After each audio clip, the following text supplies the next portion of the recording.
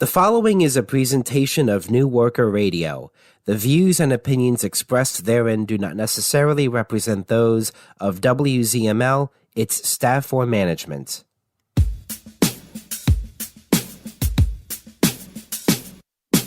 Hello, and welcome to New Worker News on WZML 92.9. My name is Manolis, bringing you national and international updates from a worker's perspective. The Democratic Party convention concluded in Chicago on Thursday, August 22nd, with a keynote speech by 59-year-old U.S. Vice President Kamala Harris just under 2 months before the presidential election on November 5th. Harris officially accepted the party's nomination for the election.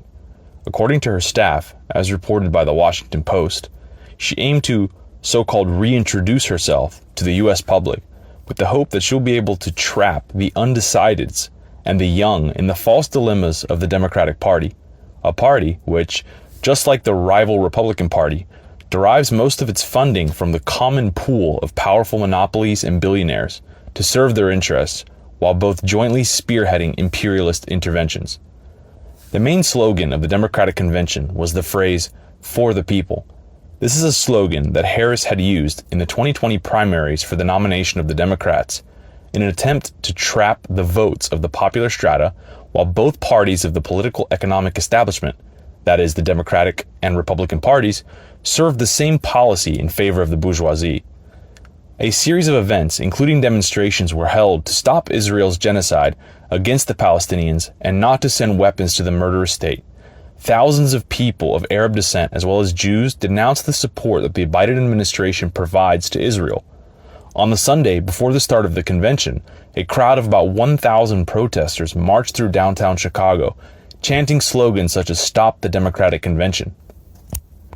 The irony of the phrase, "For the people," was starkly revealed by the Democratic National Convention's decision to deny a Palestinian American speaker a spot on the convention's main stage.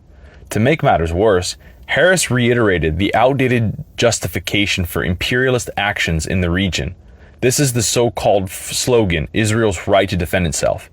She vowed that her potential presidency would always support Israel's ability to defend itself, which, in other words, means the continuing plundering of public funds to maintain Israel's military and technological superiority over regional competitors. She framed this as an essential to preventing the terrorist organization Hamas from launching another attack like the one on October 7th. This stance was further backed by the same conspiracy theories promoted by the bourgeois media concerning the events of that day, attempting to equate Israel and Palestine. Harris also received strong support from Barack and Michelle Obama, who, in their speeches, sought to portray her as someone who genuinely cares about the problems of everyday people and would not serve only her own supporters, as they claim Trump does. The former president contrasted this with Trump, stating that he views power as nothing more than a tool to achieve his personal goals. In her endorsement of Harris, Michelle Obama emphasized a confrontation with Trump centered on misogynistic, racist lies as a substitute for real ideas. This conveniently sets the tone for the election season, with Trump, on his end, continuing his rhetoric against so-called communist Harris. Both sides, however, obscure the reality that both major parties in the United States, its political system, ultimately serve the interests of the monopoly groups, uphold capitalist brutality and exploitation, and support imperialist interventions. On Wednesday night, the Democratic vice presidential candidate, Tim Walsh, delivered a speech along similar lines, highlighting his so-called humble beginnings as a former school coach. The Minnesota governor portrayed himself as a family man, a former educator, and a military veteran who would prioritize human rights. He was joined by well-known TV host Oprah Winfrey and former President Bill Clinton. Winfrey, calling herself an independent voter, appealed to that demographic, stating that the November 5th election is about dignity and respect. Clinton criticized Trump, asserting that Kamala Harris is for the people, while the other guy only cares about himself. A notable moment also came when a Republican, Stephanie Grisham, spoke at the Democratic Convention, expressing her full support for Harris. Meanwhile, on Wednesday night in North Carolina, Donald Trump delivered his first campaign speech since the July assassination attempt in Pennsylvania, speaking from behind bulletproof glass. He continued his attack on the so-called radical left Harris, predicting that her victory would destroy millions of jobs overnight. He further claimed, "Our enemies worldwide knew they couldn't defeat America when I was commander-in-chief, one of the president's duties. But if so-called Comrade Kamala wins in November, World War III is almost certain." The Republican staff's attempt to present Democratic candidate Kamala Harris and vice presidential candidate Tim Walsh as radicals who want to bring communism to the country is borderline ridiculous. These Cold War delusions are indicative of the polarization that is growing in the U.S. bourgeois political system between its two major poles, as an expression of the conflicting interests of the bourgeoisie, on the ground of fierce geopolitical rivalries, with the preservation of the USA's primacy in the international arena at stake in the imperialist system. Amidst this backdrop, the third most popular presidential candidate, independent Robert F. Kennedy Jr., withdrew from the race and endorsed Trump. Kennedy, a member of the famous Kennedy political dynasty, was polling around 8.7% according to a survey conducted by The Hill. His withdrawal could significantly impact the election, especially in key battleground states that could determine the final outcome. I now pass it on to Yanis to continue our coverage of the Democratic National Convention. Thank you, Manolis. The Democratic Party is a party of the bourgeoisie or capitalist class, but it is not composed entirely of these elements.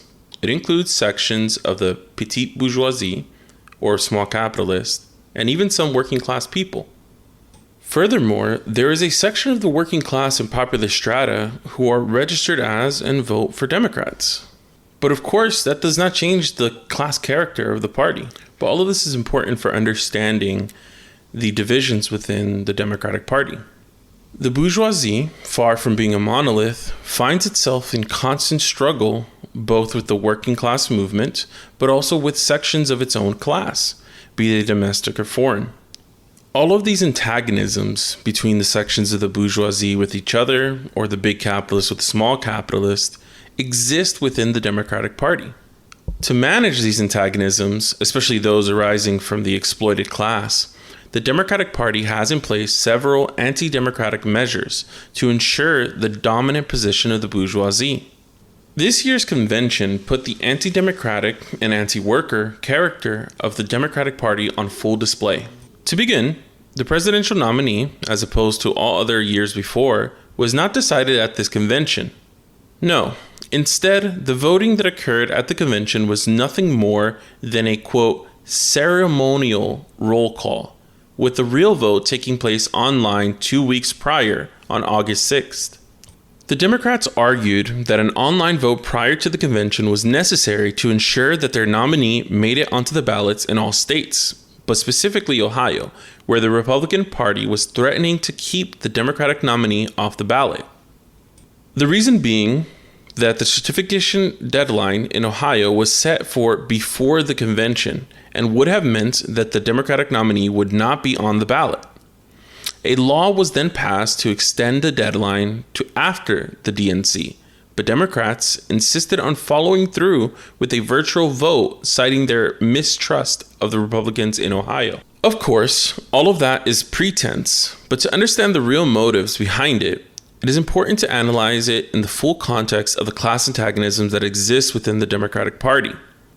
At that time, there was much turmoil within the party over the nomination of Joe Biden, with many House Democrats calling for Joe to step down.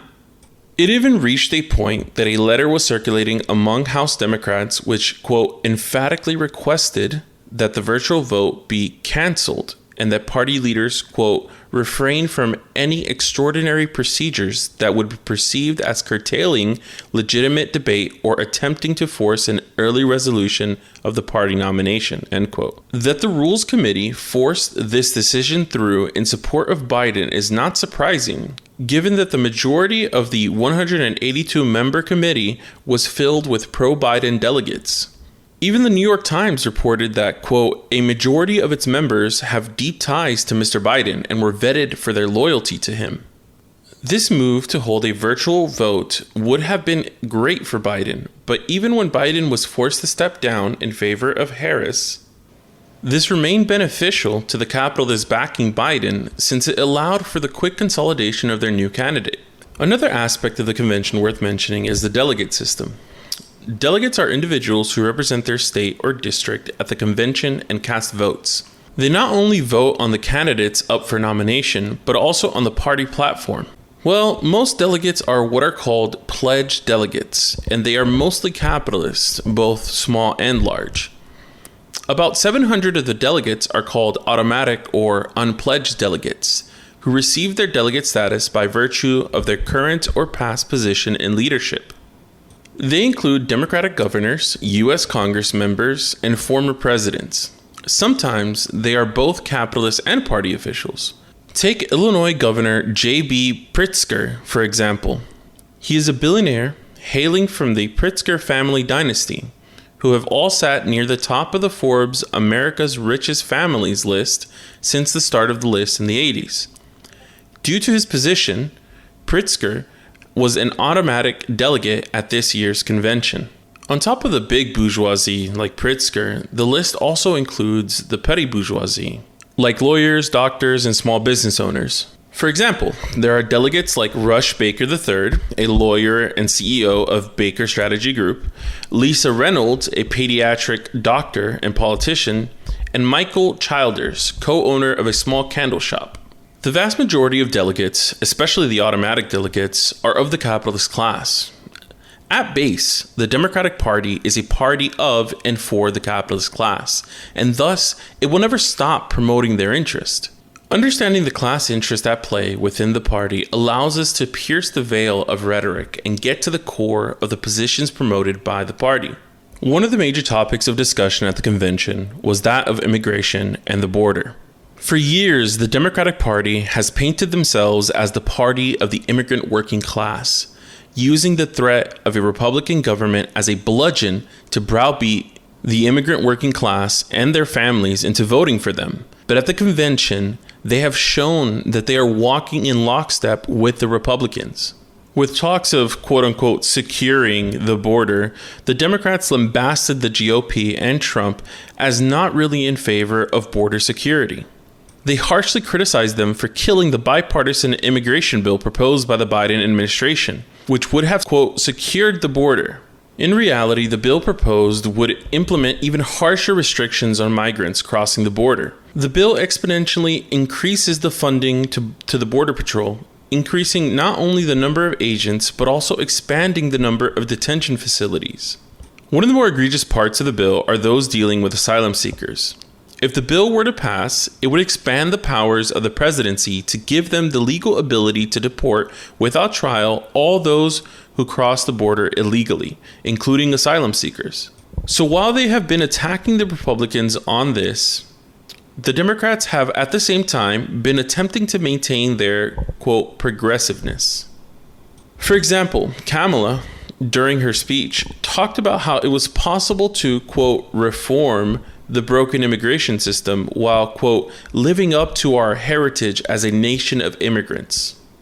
Of course, she is forced to talk in these vague platitudes because if she spoke honestly and frankly, the hypocrisy of their rhetoric would be exposed for all to see.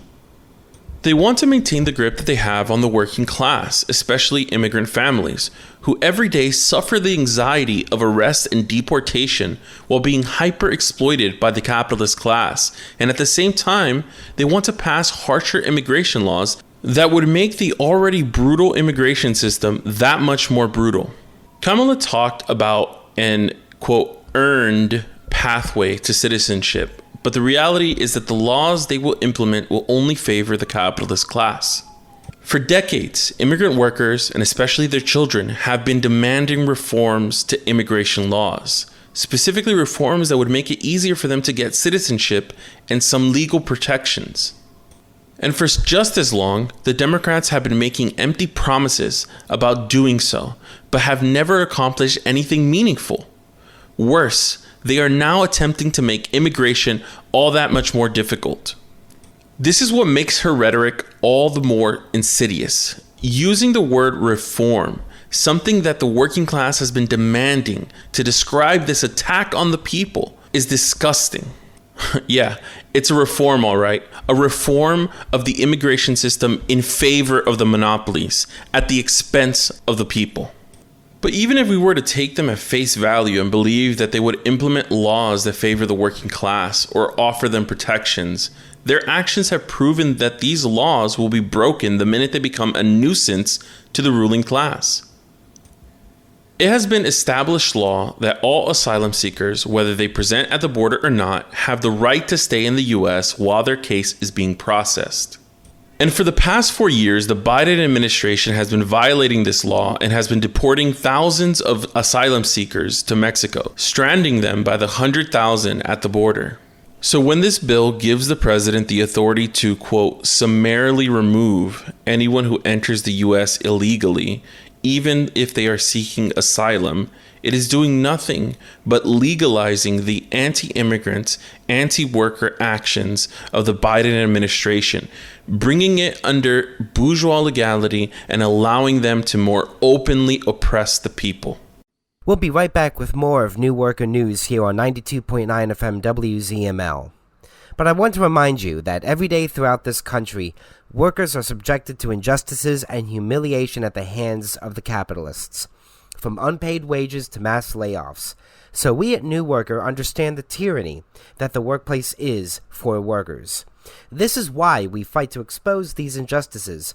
Only through militant organization of the working class can we stand toe-to-toe against the bosses. So this is why we want to hear from you, the listener. Are you having issues at work? Bosses cutting your hours or wages? Are you or your fellow workers' safety being thrown out of the window in the name of ever-increasing profit? Well, you are not alone. So reach out to us to tell your story. You can anonymously send an email or even a voice memo to cwpusa@protonmail.com. Again, that is cwpusa@protonmail.com. And check us out online at newworker.us. And now back to New Worker Radio, only here on 92.9 FM WZML. We now turn to the stock market crash, which occurred earlier this month. Once again, the staffs of the bourgeoisie do what they do best. They present the symptoms of the disease as its cause, and the medical sophistry for its treatment as a supposedly radical treatment of the incurable disease of the rotten capitalist system. The problem cannot be hidden. The size of the overaccumulation of capital internationally is growing. The crisis of 2008-2009 did not lead to enough de-escalation. The policy of the Green New Deal and the measures deployed after the COVID crisis have been nothing more than a controlled obsolescence of a part of capital. These policies have not dealt with the problem. A new, deeper crisis is looming, and this is not due to some extraordinary phenomenon, but to the very way the capitalist system operates. The overaccumulation of capital cannot be taken advantage of with a satisfactory rate of profit. To unclog supposed sectors that are clogged by capital. This problem inevitably leads to the fall of the rate of profit, which leads to capitalist crises. All of this is confirmed by various facts that have come to light and capture certain expressions of the problem of capital overaccumulation. The reduction in the rate of hiring in the U.S. economy at rates even greater than expected, as well as mass layoffs in the new technologies industry, for example, Intel, which fired in the previous months about 15,000 or 10% of its employees. The U.S. labor market added 114,000 non-farm payroll jobs in July, down significantly from June's 179,000 jobs. Accordingly, the U.S. unemployment rate rose sharply to 4.3%, a three-year high, from 4.1%, which comes from data that reflects the contraction in manufacturing activity, which has been the slowest since the beginning of 2024, as the commodity labor power remains untapped by the capitalists.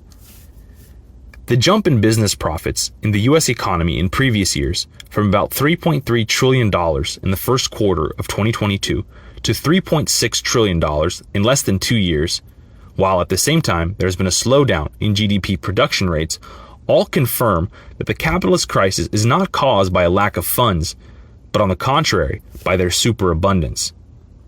A sharp and significant decline has been observed.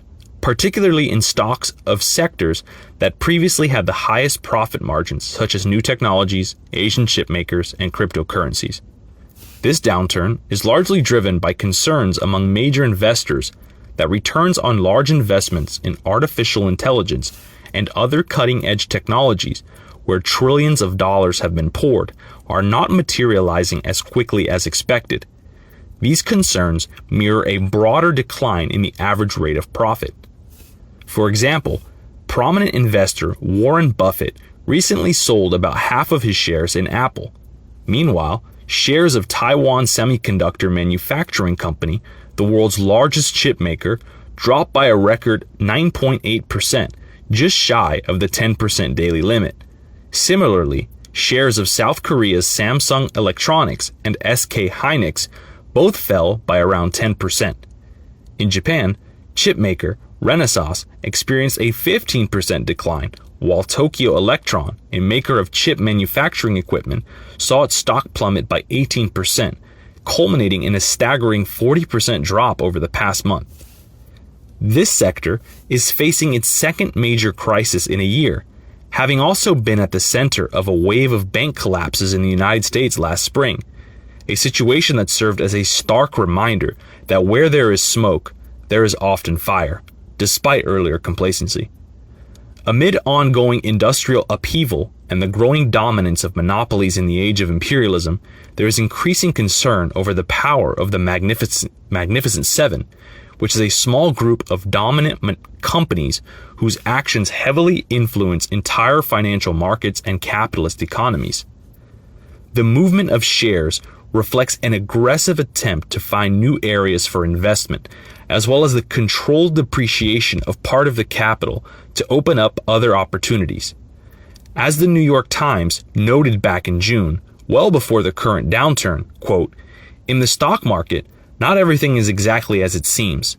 Slowing inflation has boosted investor confidence in the economy this year and, coupled with strong enthusiasm for artificial intelligence, set the stage for a rally that exceeded expectations.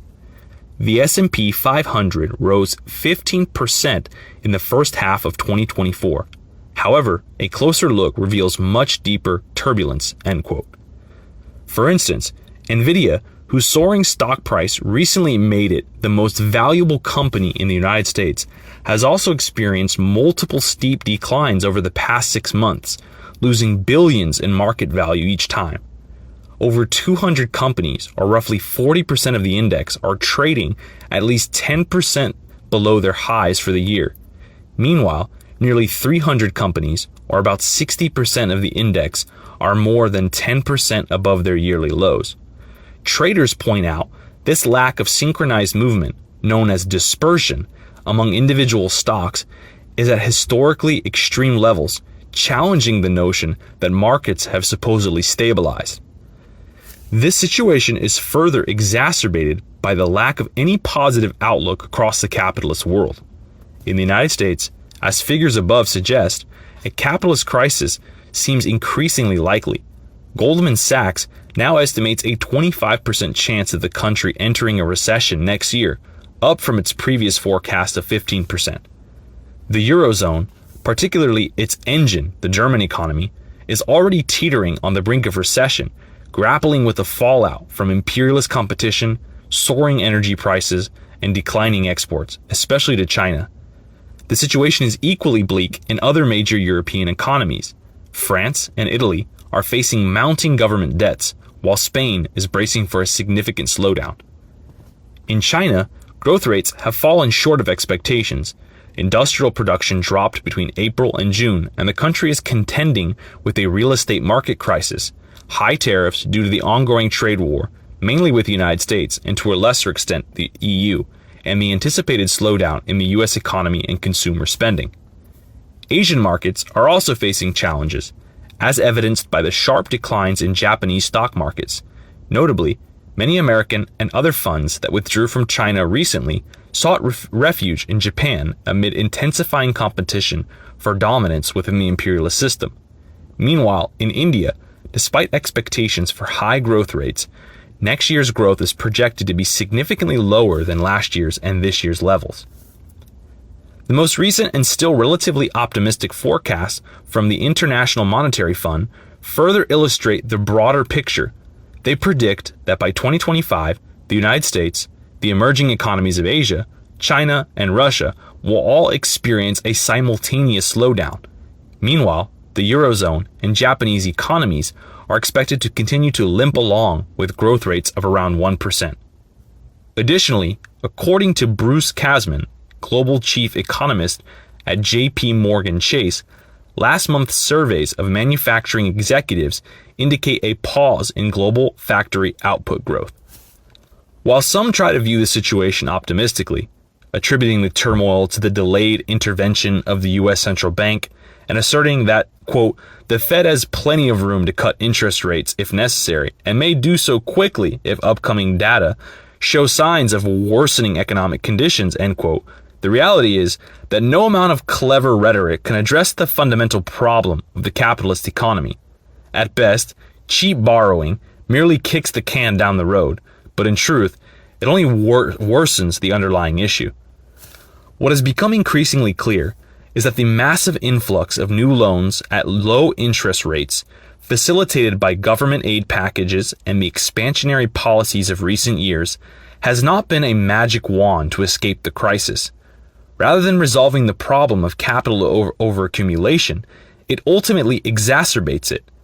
When this strategy failed, high interest rates were introduced to control inflation, which, as we now see, has its own consequence of strangling growth. And so the vicious cycle continues, spiraling towards the next crisis. History proves again and again that capitalism, whether with a restrictive policy or an expansionary one, with low or high interest rates, ultimately leads to the same result: abysmal impoverishment of workers and crises that people pay for double and triple.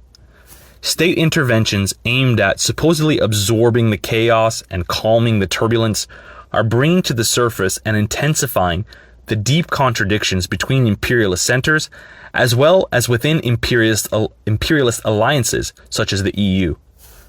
For instance, the United States Net International Investment Position, known as the NIIP, which measures the difference between a nation's foreign assets and liabilities, essentially serving as its balance sheet with the rest of the world, has been steadily declining since 2015.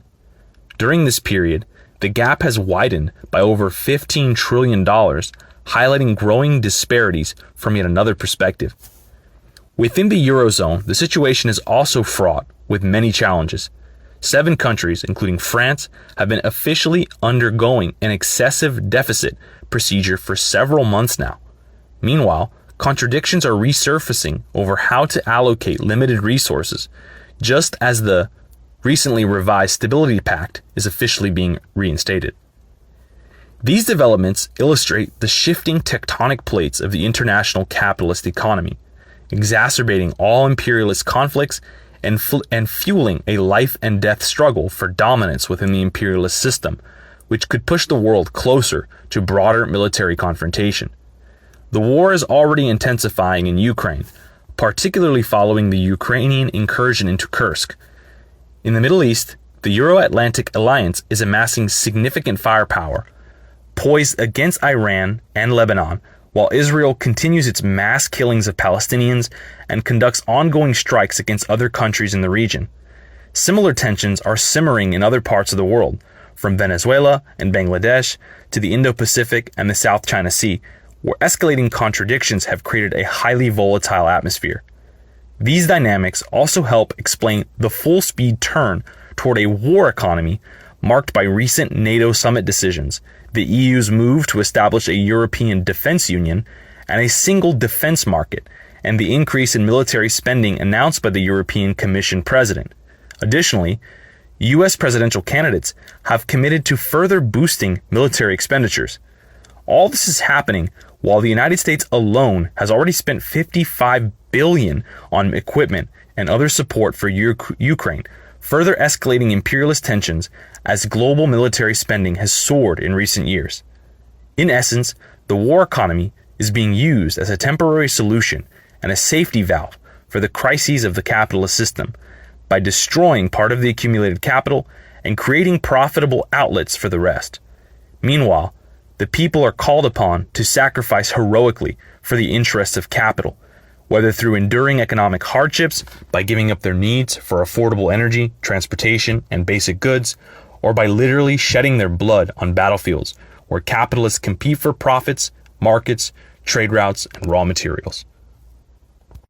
In Bangladesh, protests erupted in July when student groups demanded the abolition of a controversial quota system for civil service recruitment. The demonstrations quickly escalated into anti-government protests targeting Prime Minister Sheikh Hasina, who secured a fourth consecutive term in January after elections boycotted by the opposition.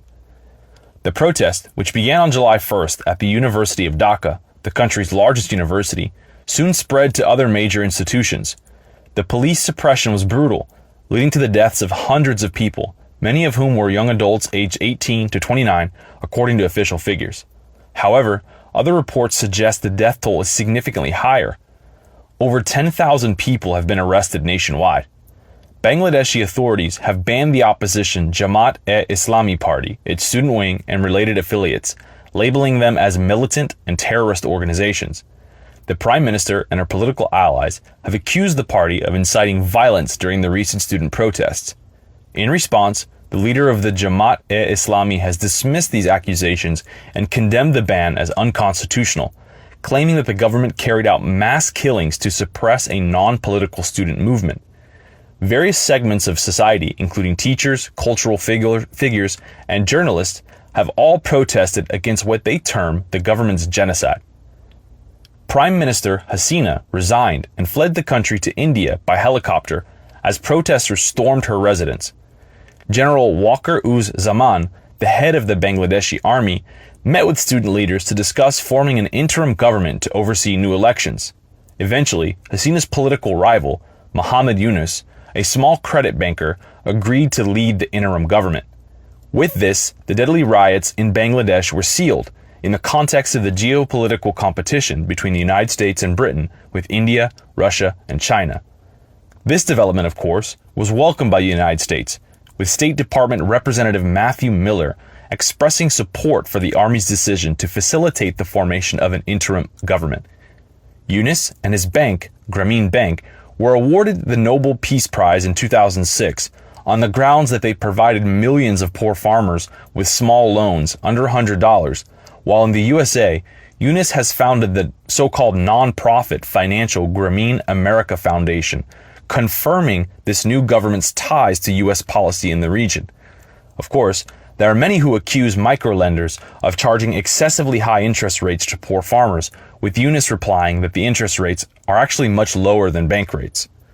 The new prime minister is facing a series of prosecutions on what he describes as fabricated charges. While he has been convicted of labor law violations and of embezzling 252.2 million taka from the welfare fund of a telecommunications company which he had established.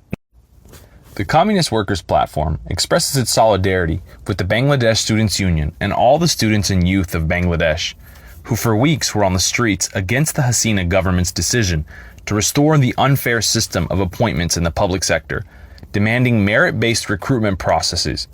We express our solidarity and our deepest condolences to the Bangladesh Students' Union for the killing of Comrade Shahid Mahmudul Hassan Rizvi, a member of the organization who was shot in the head while participating in the demonstrations in Dhaka. You've been listening to New Worker News on 92.9 FM WZML, your home for local, national, and international news, all from a working class perspective. New Worker News is the official organ of the Communist Workers' Platform. If you're a worker, we would like to hear from you. You can reach us at cwpusa@protonmail.com. Again, that's cwpusa@protonmail.com. If you would like more news from a worker's point of view, visit us at newworker.us. You can find weekly articles on events happening all over the country and internationally. If you've enjoyed the program and wish to see more working class reporting, consider donating to our Patreon at patreon.com/newworker. And thank you for listening to New Worker News on 92.9 FM WZML.